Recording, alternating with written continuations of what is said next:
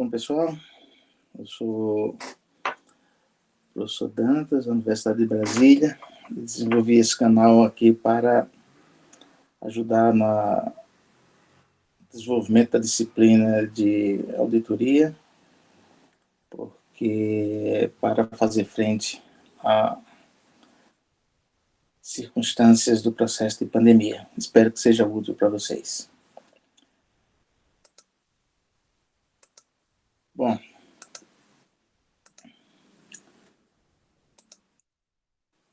hoje nós vamos falar sobre o enfoque de ciclo em um processo de auditoria integrada.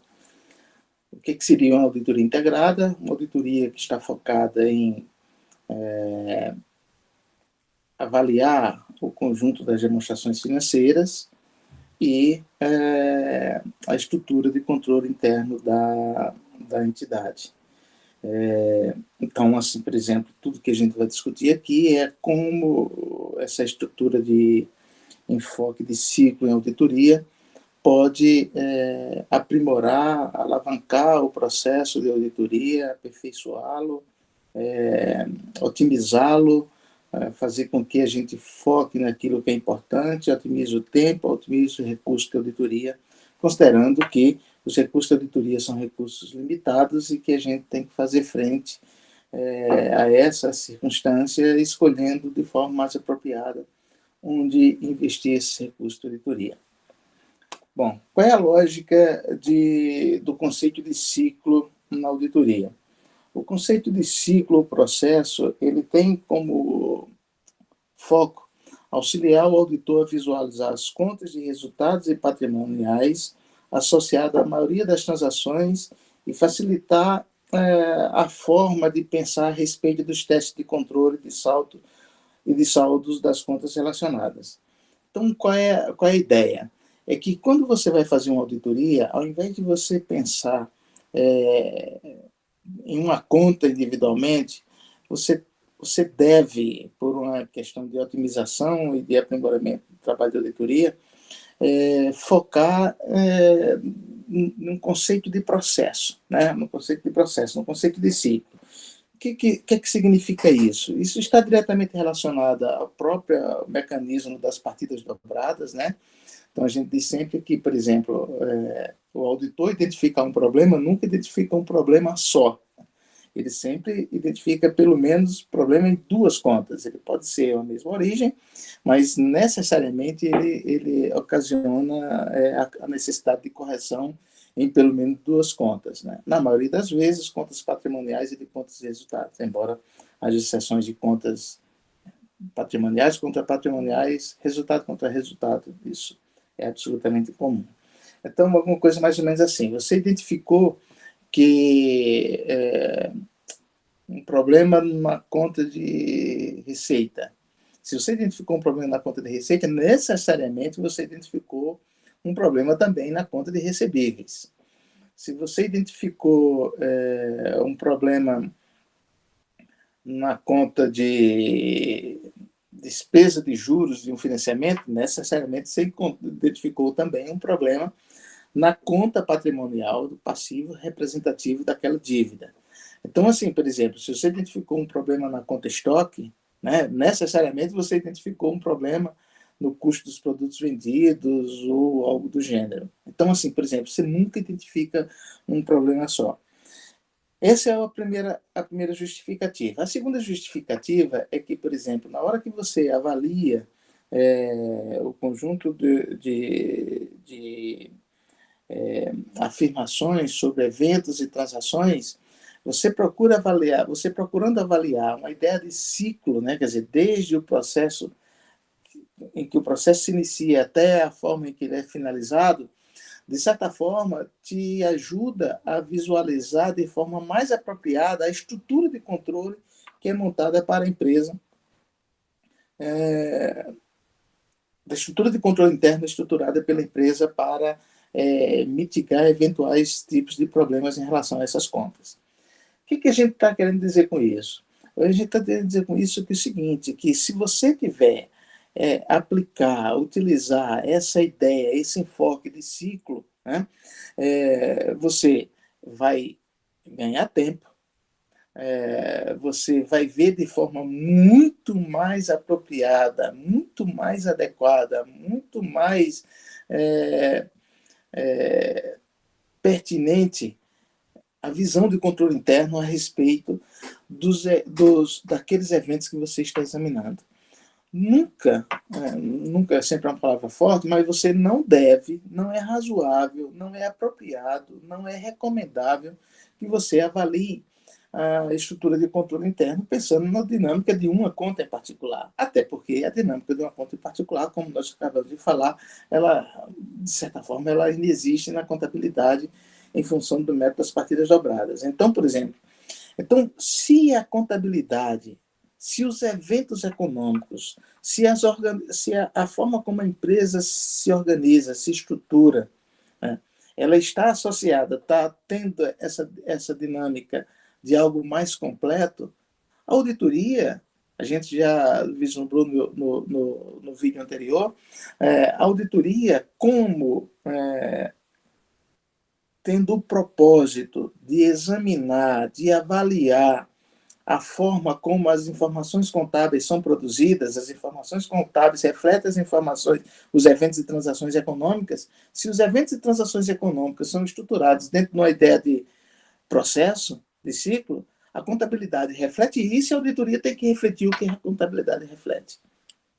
Então, por exemplo, na pior das hipóteses, a adoção da ideia de ciclo, do enfoque de ciclo de auditoria, ela vai otimizar a forma como o auditor vai realizar os seus trabalhos. Uma outra perspectiva, quando a gente está falando do enfoque de ciclo de auditoria, é que esse enfoque ele permite identificar o que é relevante para assegurar que evidências de auditoria relevantes, importantes e suficientes sejam obtidas e avaliadas. Então, qual é a perspectiva? Se você tiver a ideia do processo, né, da dinâmica dos eventos e transações econômicas relacionadas àquele processo, você vai ter condições de avaliar de forma mais apropriada como a empresa, como a entidade se organiza, se estrutura para assegurar a efetividade dessas informações. E, ao avaliar a forma como ela organiza, como ela se estrutura, como ela estabelece a sua estrutura de controle interno, você vai ter condições de avaliar de forma mais pertinente os eventos e transações econômicas relacionados. Tá bom? Então, assim, essa é a ideia. Né? Então, assim, a perspectiva é exatamente essa. Até pelo método das partidas dobradas, eu nunca tenho um evento isolado, um problema em uma conta isolada, eu sempre tenho uma outra perspectiva. E ao avaliar o ciclo, o processo como todo, isso vai permitir que eu tenha uma visão mais sistêmica dos eventos e transações econômicas, portanto, tem uma visão mais apropriada dos números e das informações contábeis e que, portanto, permite ao auditor avaliar com mais propriedade esses números contábeis decorrentes desses eventos e transações econômicas. É claro que há um encadeamento lógico em relação a isso. Tá bom? Então, assim, por exemplo, como é que a gente vai trabalhar ao longo da disciplina? A gente vai trabalhar, portanto, com a ideia de ciclo. Né? A gente não vai examinar, não, vou fazer uma auditoria da conta do imobilizado. Não, isso não existe. Você vai fazer uma auditoria da conta de ativos de longo prazo, onde imobilizado e intangível são os grupos mais importantes, e necessariamente você tem que pensar nas contas de resultado relacionados a esses ativos. As depreciações, o impairment, a amortização, no caso do intangível. Não faz sentido eu pensar especificamente a ideia do ativo em si, sem pensar as consequências que os eventos relacionados a esses ativos têm nas contas de resultado correspondentes. Então, assim, por exemplo, e quando chegar lá na conta na DRE, eu vou ter que voltar a avaliar tudo novamente para concluir sobre a pertinência dos números das contas de resultado? É óbvio que não. É óbvio que não. Então, a gente vai trabalhar ao longo da disciplina com 5 ciclos de auditoria. O primeiro ciclo de auditoria seria o ciclo da conta de receitas, do ciclo de receitas e contas relacionadas. Então, por exemplo, quando a gente está pensando no ciclo de receita, olha como é diferente. Eu poderia pensar, não, isso é o que eu vou pensar a conta de receita isoladamente. Não, a conta de receita tem consequência no ativo, recebíveis. Se ela tem conta de recebíveis, contas a receber, naturalmente tem uma consequência também nas expectativas de perdas que eventualmente eu tenho em relação a esse ativo. E aí eu estou falando, de acordo com o IFRS 9, né, quer dizer, a provisão para perdas, as perdas esperadas, que mudaram substancialmente a partir da adoção do IFRS 9, CPC 48, que deixou de ser perda incorrida e passou a ser perda esperada. Ah, e eu também tenho o seguinte, o que é receita? O que significa receita? Quanto? Como eu vou mensurar a receita? Que tipo de impacto tem a política de devoluções da empresa? De garantias? Isso impacta a receita ou não?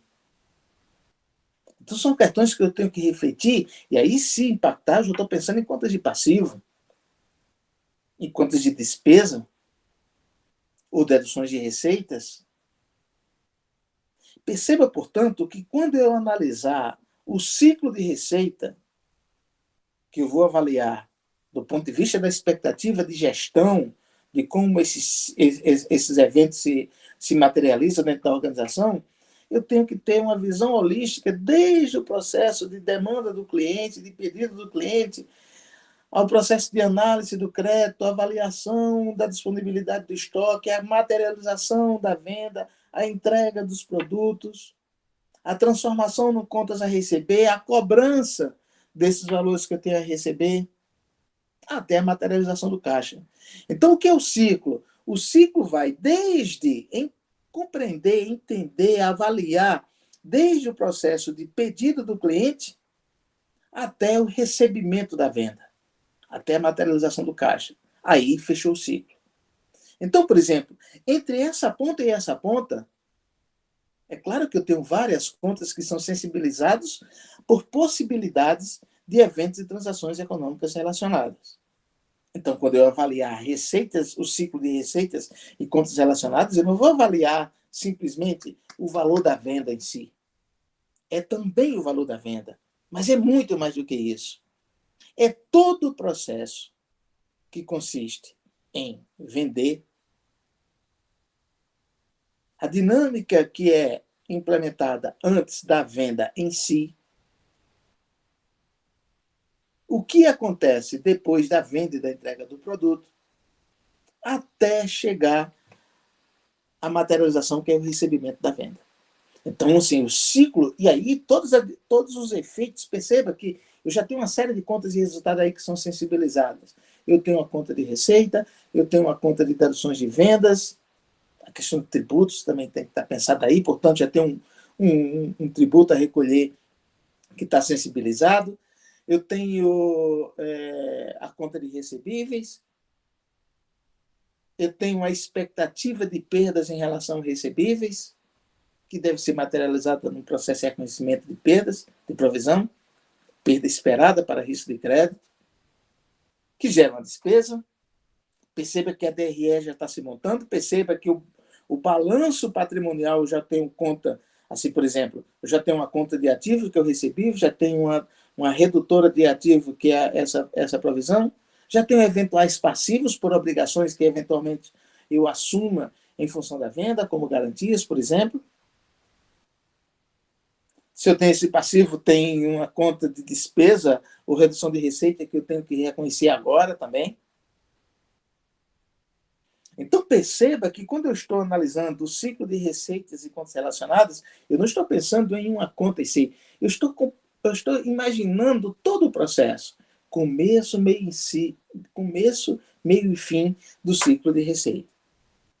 O segundo ciclo, esse vai ser o nosso primeiro ciclo, o ciclo que a gente vai explorar bastante. Tá bom? O segundo ciclo é como se fosse um espelho. É lógico que para eu obter receitas, eu tenho gastos, eu tenho compras. Então a gente vai analisar outra dinâmica agora. É o ciclo de compras, pagamentos de eventuais despesas, gestão de estoque. Eu compro, estoco, em função da venda eu entrego esse produto, em função da venda eu tenho um reconhecimento do custo do produto vendido. Se for uma entidade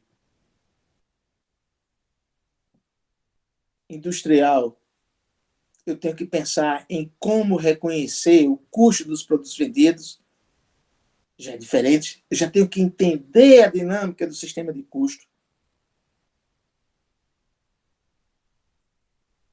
Os pagamentos, porque esse ciclo de compras, estoque e venda vai se materializar. Sim, todos os ciclos, em última instância, vai passar pelo caixa. Ou vai terminar no caixa.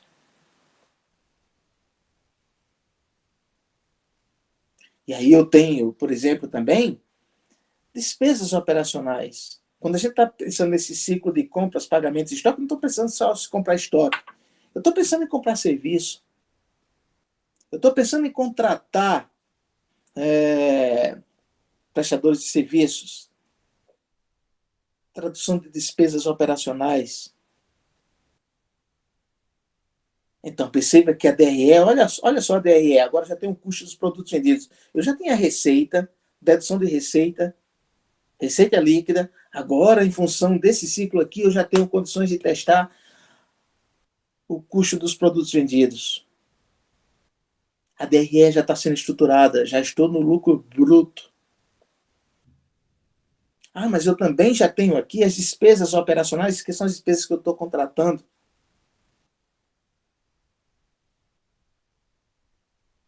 E já tenho a expectativa, a despesa com provisão para perdas com risco de crédito. Perceba que a DRE está se estruturando. Perceba que o meu ativo, eu já tenho contas a receber, com a sua respectiva provisão, se for o caso, efeito no caixa. No segundo ciclo, eu já tenho a conta estoque, eventualmente com reflexo no caixa também. No estoque, eu já tenho a percepção de o que é estoque, quais são as condições para atender essa condição de estoque. E aí o meu ativo circulante ele começa a ser encorpado, a minha DRE já está sendo estruturada. E eu venho com um terceiro ciclo, é o ciclo de caixa e outros ativos líquidos. E aí, pessoal, eu estou falando de tesouraria. Eu estou falando de gestão de caixa propriamente dito. Eu estou falando de caixa na expressão mais ampla da palavra. Não caixa assim, aquele de pequeno valor, aquele fique dinheiro em espécie. Não estou falando disso. Estou falando de caixa no sentido mais amplo, de bancos, saldos de contas bancárias.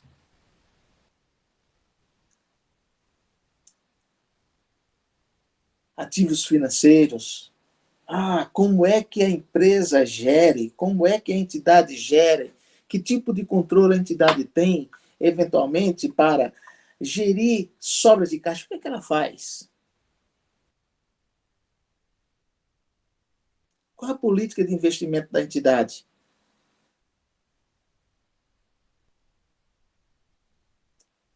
E quando ela tem falta de caixa? E quando ela tem um problema de fluxo de caixa que ela precisa de recursos externos? Acontece, mas é lógico, qualquer organização acontece isso. Como é que ela atua? Como é que ela capta recursos? De que forma? Como ela gere o fluxo de caixa? E aqui, quando eu estou gerando toda essa questão do fluxo de caixa, eu tenho que pensar o seguinte: qual é a contrapartida? Que tipo de consequência tem? Perceba que o caixa é a contrapartida para todos os demais ciclos. A receita, em última instância, vai passar pelo caixa. O ciclo de compras, em última instância, vai passar pelo caixa. É daqui que vai sair o dinheiro. Portanto, essa gestão tem que ser absolutamente otimizada. Mas mais do que isso, se a entidade tiver uma sobra de caixa, ela tem que investir. Como? Qual é a política? De acordo com o que ela investir, essa disponibilidade financeira, isso gera receita financeira. E se ela tiver uma demanda de caixa, isso vai gerar uma despesa financeira. Despesa por os empréstimos e financiamentos que eventualmente ele tenha, para gerir a disponibilidade de caixa. Perceba que, nesse caso, a DRE já evoluiu, já tem mais as receitas e despesas financeiras, e o meu ativo se completou lá, o meu ativo circulante se completou, já tinha contas a receber, já tinha o estoque, e agora eu tenho a gestão de caixas e ativos financeiros.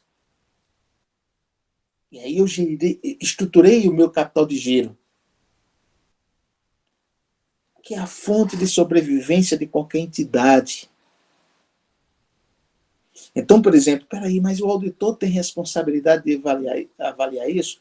O auditor de demonstrações financeiras não vai opinar sobre se a gestão financeira da entidade é adequada ou não. Não é esse o papel dele opinar. Né? Ele vai opinar se tiver problemas de controle interno, obviamente. Se ele for contratado para fazer uma avaliação da estrutura de controle interno da entidade, aí a conversa é outra. Aí o foco é outro, a responsabilidade é outra. Aí ele vai opinar sim. Mas se é um auditor de demonstrações financeiras, ele vai opinar sobre os números contábeis. Mas a forma como a entidade gere a sua tesouraria influencia definitivamente no grau de confiabilidade que o auditor tem em relação aos números contábeis. E se o auditor percebe que a empresa tem uma gestão financeira deficiente, é claro que isso vai se refletir na forma como o auditor, como é que eu posso dizer, avalia a percepção da confiabilidade desses dados. É sobre isso que a gente está falando. E aí, por exemplo, se a empresa é incapaz de gerir apropriadamente a sua disponibilidade, é evidente que, muito provavelmente, os números contábeis não terão a qualidade. Se ela não gera com qualidade o caixa, que é o coração da empresa, que é o sangue da empresa, em última instância, tudo vai passar pelo caixa, ativos líquidos, muito sujeito a desvios. Se a estrutura de controle interno não funcionar aqui, vai funcionar em outra área da contabilidade? É claro que se eu identificar que a gestão de tesouraria é deficiente, o meu grau de desconfiança em relação aos números contábeis produzidos e preparados e divulgados e apresentados pela empresa são absolutamente pouco críveis. E eu, auditor, qual é o meu papel? Lidar com essa deficiência de credibilidade. De que forma? Atuando em termos de procedimentos de auditoria de forma muito mais rigorosa, muito mais ampla, porque há um alto risco de as informações que estão ali apresentadas estarem distorcidas. Ora, se a empresa é relapsa na gestão do caixa, imagina na qualidade dos números contábeis. Esse é o terceiro ciclo, e a gente fecha toda essa parte do capital de giro, né? Por exemplo, tudo que é de giro aqui a gente está fechando de forma assim, completa, ativa e passiva, e os seus reflexos nas contas de despesas. O quarto ciclo são os ativos de longo prazo e despesas relacionadas. E aqui a gente está falando fundamentalmente de quê? De imobilizado e de intangíveis. E quando eu estou falando de imobilizado e intangíveis, necessariamente eu estou pensando e refletindo e falando também sobre despesa com depreciação, despesa com amortização, ou depreciação acumulada, ou amortização acumulada, impairment desses ativos. Eu diria que esses ativos de longo prazo e despesa relacionada é um ciclo de altíssimo risco de auditoria. Para companhias que são intensivas em bens de capital, a gente chama assim, por exemplo. Então, assim, aqui está um dos principais riscos. E, ao contrário do que muita gente pensa, é o ciclo de auditoria ou ciclo contábil, onde tem mais espaço para a subjetividade, para o julgamento profissional. Como definir quanto é que eu devo reconhecer de depreciação?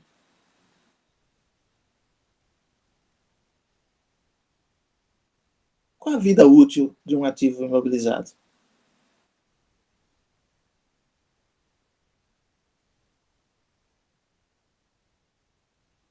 Quantos anos? Qual o nível de produção? Mais, qual o valor residual ao final dessa vida útil estimada? Pessoal, é onde tem mais subjetividade. Mais a força de expressão, porque tem subjetividade em tudo. Mas assim, se for uma empresa intensiva em bens de capital, com uma parcela relevante de seus ativos em ativo imobilizado e intangíveis, o auditor tem que ter uma equipe absolutamente experiente, capaz, para avaliar de forma muito rigorosa a forma como a entidade define os critérios, os parâmetros. A conta é fácil, o problema são definir os parâmetros.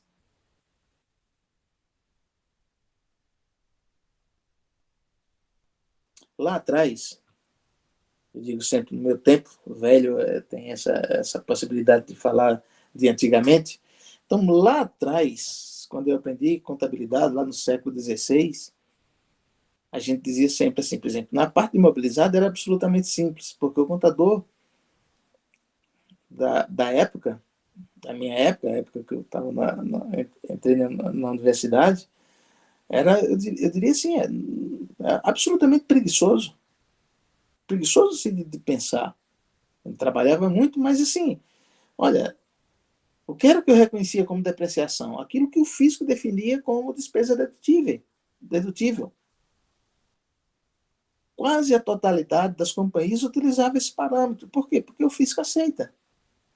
Porque o fisco dizia que máquinas e equipamentos eram depreciados em 5 anos. Um exemplo. Que veículo é depreciado em 5 anos? O que é que a gente fazia? Aplicava 20% de depreciação. Sem avaliar as condições características de uso de cada ativo em particular. Qual era a consequência? A informação contábil absolutamente sem sentido.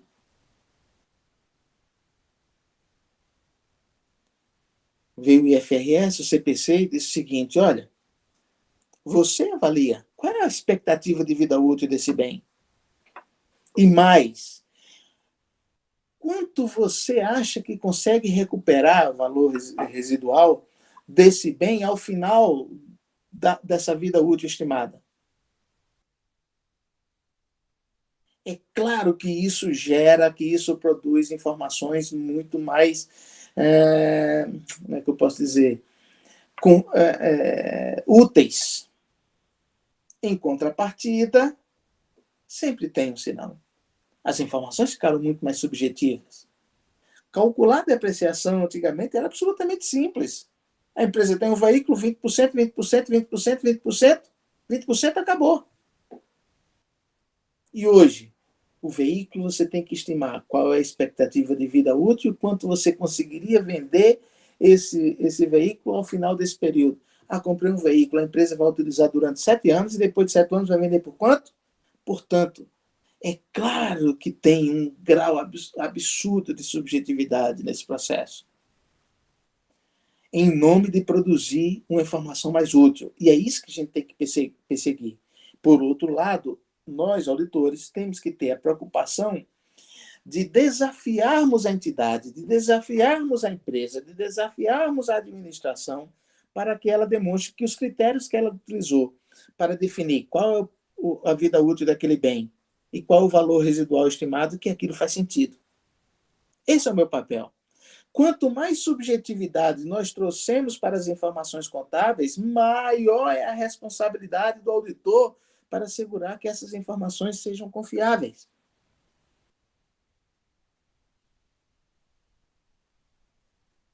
Então, esse quarto ciclo Seria aí a gente está fechando o balanço da parte do ativo, está quase totalmente completo, já fechei o capital de giro, ativo circulante de forma geral. Nesses ativos de longo prazo, já fechei o imobilizado e o intangível. No passivo, eu fechei lá toda a parte do passivo circulante, né? Contas a pagar, fornecedores, que foi decorrente lá do ciclo de estoques, os tributos a recolher, que foi decorrente do ciclo de receita, contas a pagar de forma geral, que é decorrente lá do ciclo de compras, e etc, etc. Ou seja, já fui fechando, e de certa forma, até um passivo financeiro de curto prazo, que é decorrente da gestão de caixa, da tesouraria. Então, já fui fechando o balanço mais ou menos como um todo. Tem aqui no ativo, está quase completo. Vem o quinto ciclo.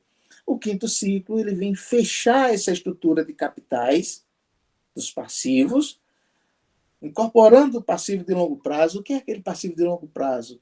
São aquelas obrigações que a entidade assume em período mais longo. Geralmente, isso está representado por financiamentos de longo prazo ou emissão de títulos de dívida, tipo debêntures. E aí, qual é o segredo? É IFRS 9, é um instrumento financeiro. É como definir qual é a taxa de juros efetiva da operação que está ali presente.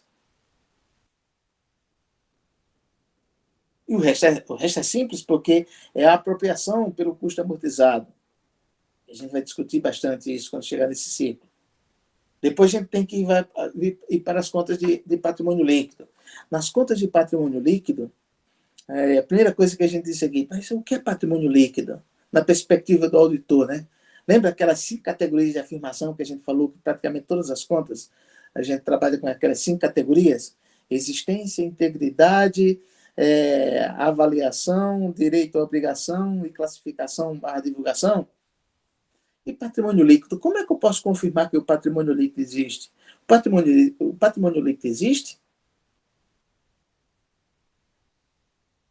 Pensa na disciplina de teoria da contabilidade que vocês viram. O que é patrimônio líquido? Patrimônio líquido é algo gasoso. Não existe materialmente. É algo absolutamente... como é que eu posso dizer? Ele é simplesmente a contrapartida de um ativo, né? de uma gestão de ativos e passivos, que, ao invés de se distribuir, por exemplo, eu tenho um aporte de capital da empresa. Procura isso no patrimônio líquido. Tem uma conta lá de capital social. Você não vai encontrar um capital social, não está lá, é simplesmente um registro, uma ficção. Porque o aporte de capital entrou como caixa, foi lá para o ativo caixa, digamos que seja caixa, tá bom? E de lá? De lá foi embora. De lá entrou no giro normal das operações da empresa. Ficou simplesmente uma conta escritural que registrou que em determinado dia os sócios aportaram tanto de capital social naquela empresa, tanto de recurso financeiro, ou um outro tipo de investimento. Mas esse dinheiro, esse recurso, não tem carimbo. Ele entrou lá e fluiu dentro da organização. Então, quanto é patrimônio líquido? A conta de reserva de lucro. O que é uma reserva de lucro? Procura esse dinheiro lá. Procura confirmar que aquele dinheiro existe. Ele não existe. A reserva de lucro é simplesmente o registro de algo que, em função dos resultados gerados pela organização, em tese eu poderia distribuir, sairia do caixa. Como eu não quero que saia do caixa, ou pelo menos parte eu não quero que saia do caixa, eu digo, isso aqui eu vou deixar em reserva. Ficou aonde? Ficou no patrimônio líquido? Não, ficou no caixa. Às vezes nem tem no caixa. Está onde? Está nos outros ativos. A empresa utilizou o caixa e comprou um imobilizado. Onde é que está a reserva de lucro? Está lá no imobilizado. Assim, lógico que não tem carimbo. Por isso que eu estou dizendo, é uma ficção. Então, quando a gente for fazer auditoria de patrimônio líquido, a gente vai ver que ele foge um pouco do normal do que seria uma auditoria desses outros pontos.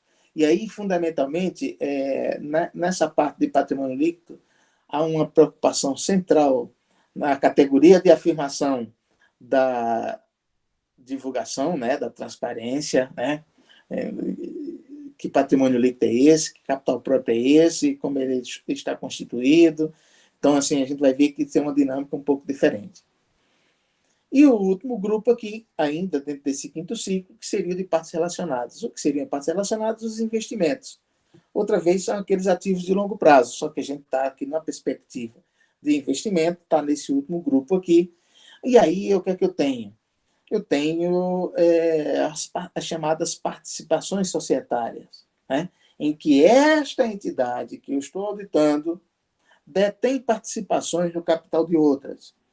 E aí eu posso apropriar o resultado para essa entidade por meio do método da equivalência patrimonial, os cuidados que eu devo ter nas transações realizadas entre partes relacionadas. A auditoria tem uma preocupação fundamental com partes relacionadas, porque transações com partes relacionadas são naturalmente mais expostas a risco de manipulação. Pode uma empresa ter transações com partes relacionadas? É claro que sim. Aliás, é o sentido econômico de geralmente uma empresa ter participações em outras. É a sinergia econômica. Mas, para fins de auditoria, o auditor deve dispensar uma atenção muito particular, muito especial a esse tipo de operação, porque é uma operação mais sujeita à manipulação.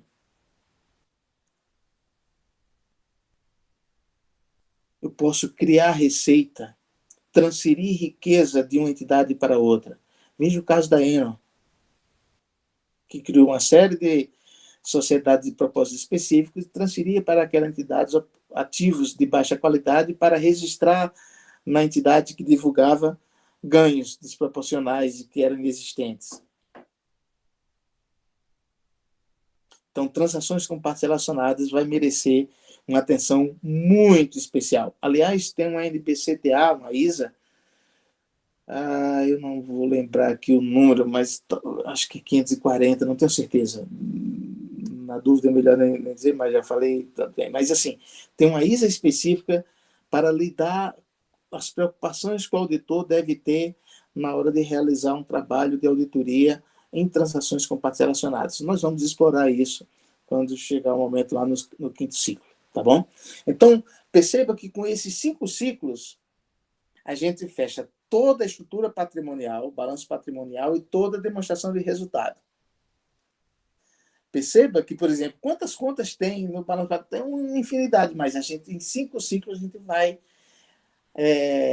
literalmente varrer toda a estrutura patrimonial e de resultado da entidade, de uma forma muito mais otimizada, muito mais eficiente, muito mais abrangente e que nos forneça uma visão mais ampla da estrutura de funcionamento e de organização do controle interno da entidade. Tá bom?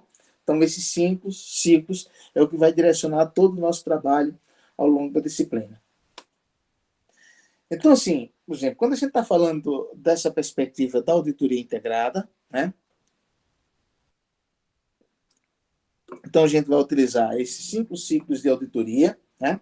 E a gente vai utilizar também, a gente falou no vídeo anterior, que a auditoria de demonstrações financeiras é um processo sistemático de obter e avaliar evidências de auditoria sobre afirmações a respeito de eventos e transações econômicas, cotejando com um framework específico para confirmar se ele está aderente.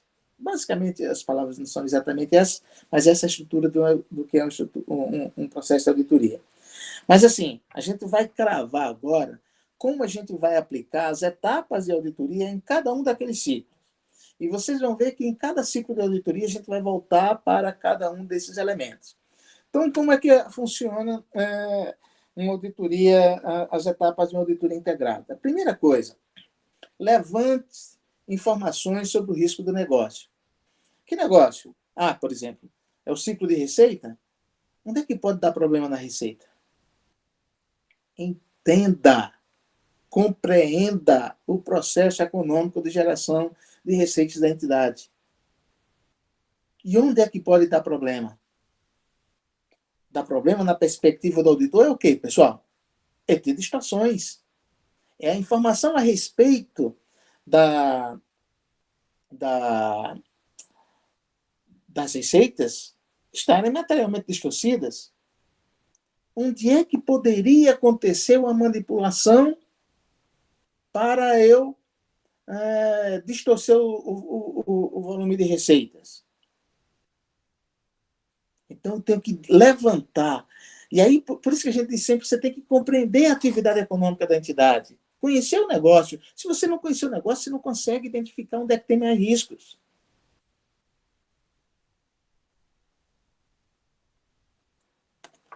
Analisar potenciais motivações para distorções. Aqui é muito importante um determinado aspecto. A gente diz, em auditoria, por exemplo, todas as pesquisas acadêmicas realizadas a respeito sempre demonstram que a administração reage a incentivos. Por exemplo, vamos lá, vamos ficar no ciclo de receita. Qual é o incentivo da administração? É subdimensionar as receitas ou superestimar a receita? Em um processo natural, salvo se for uma auditoria tributária de fisco, né, voltada à questão do fisco, quer dizer, o gestor sempre tem, o primeiro incentivo dele é dizer que a empresa está bem. Se ela estiver mal, ela vai tentar encontrar um jeito, se ela encontrar uma forma e se deixarem, ela vai encontrar uma forma de dizer que não está tão ruim assim. Se é isso, pessoal, se é isso, as motivações do auditor, da administração, é para superestimar a receita. Logo, o auditor tem que ter uma preocupação maior em desenhar, estabelecer procedimentos que procure identificar se a entidade está reconhecendo receita quando não tem, ou superestimando o valor daquela receita. Essa é a lógica. Portanto, olha só, a gente diz sempre assim, que o auditor é também um psicólogo, é sempre, você tem que entender o que, é que está por trás, quem está preparando a demonstração financeira, qual o interesse dela. E aí, analisar essas potenciais motivações passa a ser fundamental para eu focar de forma mais apropriada onde está o meu risco. Porque o auditor trabalha fundamentalmente para ele, para mitigar o risco dele. E qual é o risco dele? É a informação estar materialmente distorcida e ele não identificar. Se ele não identificar, ele vai opinar que as informações são fidedignas. Então, analisar esse potencial de motivação, a gente vai, para cada ciclo desse, a gente vai passar por esse tópico.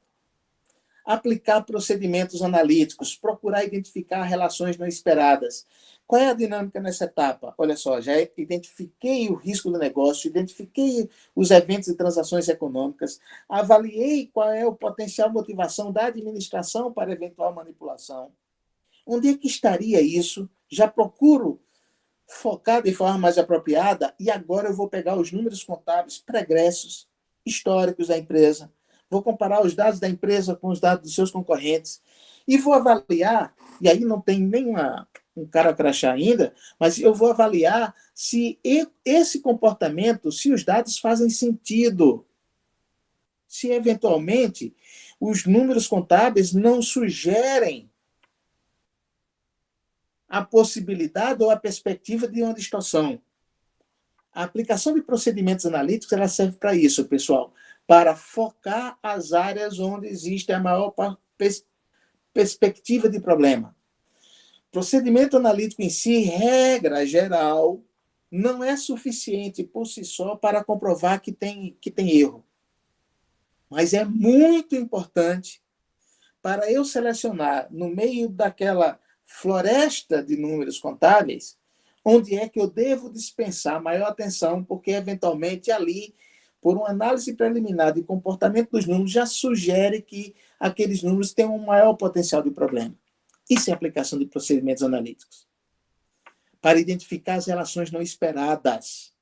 O que for não esperado não é prova de que está errado. É apenas, e isso é muito importante para a auditoria, uma evidência de que naquele tópico, naquele item, naquela área, naquele elemento, eu, auditor, tenho que dispensar muito mais atenção. Porque o comportamento dos números já sugere que ali tem um alto potencial de problema.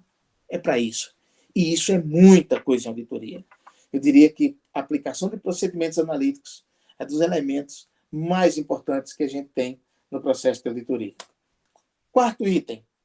Agora, eu já levantei as informações sobre esse negócio, entendi a natureza econômica daqueles eventos, analisei as motivações da administração para manipular, apliquei procedimentos analíticos, agora eu vou para avaliar e compreender o que é que tem de controle interno instituído. Administração, o que é que você faz para mitigar? Como é que você gerencia essa questão? Que tipo de relatório você tem? Como essa informação é produzida?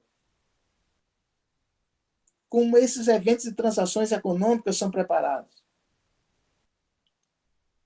Compreenda o controle interno da organização. Compreenda como ela se organiza, estrutura e gerencia esses processos. Ao compreender, identifique aqueles elementos, aqueles controles que sejam fundamentais, que sejam os mais importantes, que sejam relevantes para que você tenha elementos para ter confiança no número que vai aparecer nas demonstrações financeiras. Esses elementos importantes, esses controles importantes, não basta que você entreviste, leia os manuais, avalie. Você tem que testá-los se efetivamente funciona. Porque a gente já falou aqui anteriormente, de boa intenção, o inferno está cheio. Eu posso ter controles bem estruturados, bem pensados, mas na hora da efetividade, o negócio não funciona. Então, não basta que você examine como é que ele está pensado, converse com a administração, identifique. Você tem que testar se efetivamente ele produz, ele entrega aquilo que ele está dizendo que vai entregar, do ponto de vista de controle. Então, determine, compreenda o controle de uma forma geral, determine os controles relevantes que devem ser testados, elabore um plano para testar esses controles-chave. Esses controles têm que ser testados. Em função dos testes, agora eu vou analisar os resultados. Perceba que eu já tenho. Levantei as informações sobre o risco do negócio, identifiquei eventuais motivações da administração para eventuais distorções naquele grupo contábil que eu estou examinando, naquele ciclo contábil, naquela conta, etc, etc. Apliquei procedimentos analíticos para identificar um comportamento anormal, um ponto fora da curva. Compreendi o controle interno, identifiquei quais eram aqueles elementos e controles mais importantes. Esses controles eu testei e agora eu tenho um resultado desses controles. Em função desses resultados, eu posso chegar à conclusão de que o controle desenhado, pensado, dito, declarado, inicialmente era bom, mas o teste revelou que ele é muito falho. Qual o meu grau de confiança no controle? Ficou comprometido. Como eu posso ter, eventualmente, o sentido inverso? Eu posso concluir, a partir dos exames, que o controle, eventualmente, é efetivo, é bom. Se o controle for bom ou se o controle for ruim, e se o risco que eu identifiquei na etapa 1, olha só, agora eu vou combinar. O risco que eu identifiquei na etapa 1, os incentivos para distorções da etapa 2, a avaliação dos procedimentos analíticos da etapa 3 e toda a avaliação do controle interno que estão nas etapas 4, 5, 6 e 7. Agora, combinando tudo isso, eu tenho condições de avaliar se a informação que é apresentada na demonstração financeira e a respeito da qual eu, auditor, vou ter que opinar se aquela informação tem um alto risco de distorção ou não. Dependendo do risco maior ou menor, eu vou estruturar a etapa 8, que é aplicar os procedimentos substantivos. Em função do risco que eu avaliei, que está da etapa 1 a 7, eu defino que tipo de procedimento de auditoria eu vou aplicar na etapa 8. Se o risco for baixo, entre o item 1 e 7, eu chegar à conclusão, olha só, o risco não era não tão relevante, não tem muito incentivo para a administração manipular informação em relação a esse tópico, o comportamento histórico dos dados não tem nada de anormal e o controle interno é bem razoável. Os meus procedimentos substantivos, que são os testes de campo que eu vou realizar em relação àquela conta, podem ser bem simples. Agora, se eu identifico que há um alto risco de distorção pela natureza do negócio, atividade, etapa 1, que a empresa, que a administração, que o gestor tem incentivos para manipular aquela informação. 3, que a análise do comportamento histórico dos dados ou a comparação do histórico a comparação dos dados da empresa com seus concorrentes revela que ela tem um comportamento absolutamente anormal e o controle interno não tão efetivo, o que eu tenho que desenhar de procedimentos substantivos? Procedimentos substantivos absolutamente rigorosos, uma amostra muito mais relevante, uma equipe de auditoria muito mais experiente. Por quê? Porque o risco que eu estou correndo ele é muito mais importante. Ou seja, tudo que eu faço do item 1 ao item 7 é para definir aquilo que eu vou fazer na etapa 8. Isso é auditoria. É uma estratégia. É pensar. É procurar se antecipar até, avaliar o comportamento e as ações de quem prepara a demonstração financeira. Para eu me antecipar e, olha, muito provavelmente ele vem por aqui, eu já estou preparado. Se ele vier por aqui, daqui não passa. Cada um daqueles ciclos que nós vimos no slide anterior, nós vamos aplicar, nós vamos discutir isso durante a disciplina como um todo, e nós vamos aplicar essas 8 etapas desse processo de auditoria integrada. Como é que nós vamos trabalhar o planejamento das auditorias, com base em que fontes? E quando estou falando de planejamento, estou falando fundamentalmente daquelas etapa 1, 2, 3, 4, 5, 6 e a definição do que vai ser feito na outra, na etapa 8, a definição dos procedimentos de auditoria. Como é que eu vou trabalhar em relação a isso? Primeira coisa, eu tenho que conhecer o negócio e o setor do cliente. Etapa 1, avaliar o risco do negócio. Se eu não conhecer o negócio, se eu não conhecer a atividade econômica, se eu não conhecer como aquele setor econômico funciona, que capacidade terá eu de opinar sobre as informações financeiras produzidas pela entidade? Já que contabilidade é fundamentalmente um processo de comunicação sobre o que ocorre dentro da entidade. Então, a primeira coisa, eu tenho que conhecer o negócio, a atividade econômica, o setor econômico da entidade. Segundo tópico, eu tenho que aplicar procedimentos analíticos para identificar esses comportamentos fora da curva. Nesses 2 tópicos, já tenho que combinar aquela perspectiva dos eventuais incentivos que a administração tenha para produzir informações distorcidas. O que seria esse incentivo, pessoal? Por exemplo, a organização tem,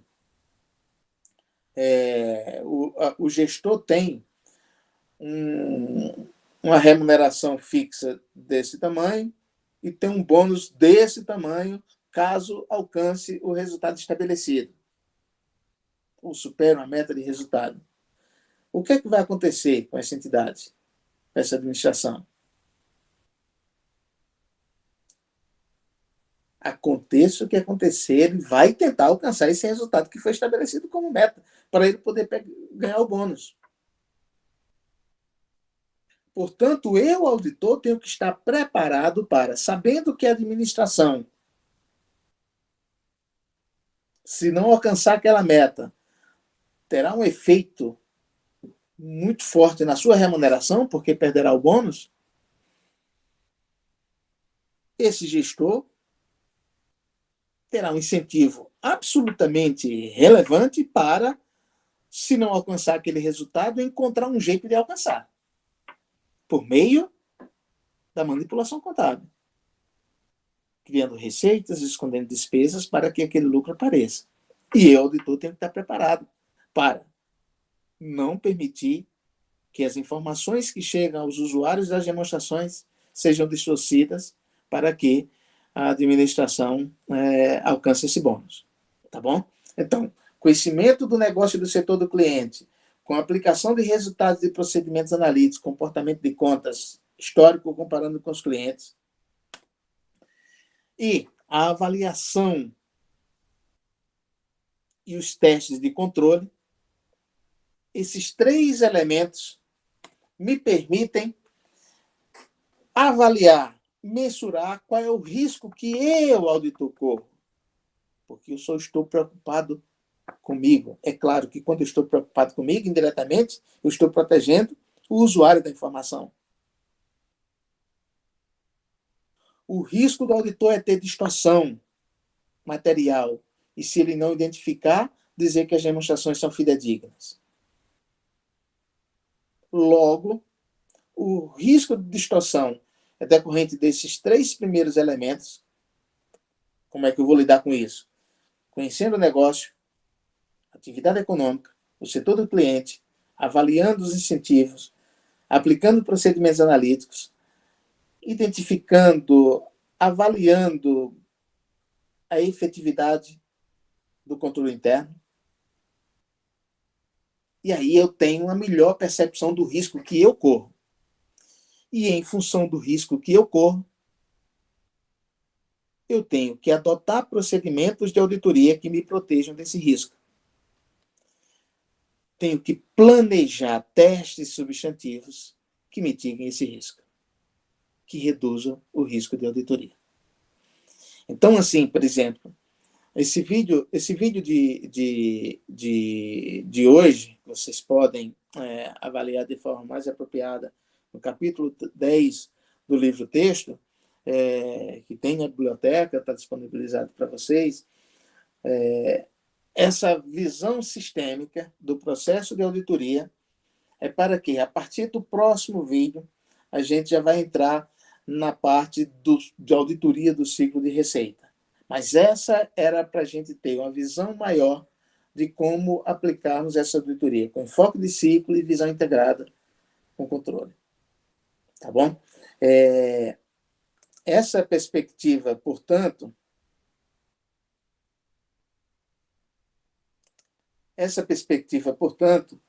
que é a forma como a gente avalia o processo de auditoria, nós vamos aprofundar no próximo vídeo, na próxima etapa. Bom, pessoal, por hoje era isso. Até a próxima.